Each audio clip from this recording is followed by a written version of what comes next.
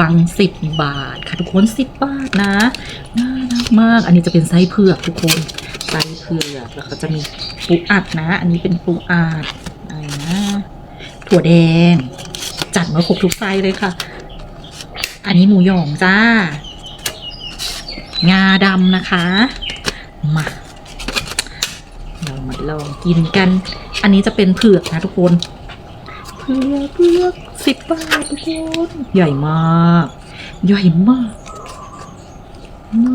นุ่มนิ่มนี่ดูนะทุกคนดูนะว้าวเผือกเน้นๆจ้ามาอืมอืมอืมเผือกเน้นๆไม่ใช่เผือก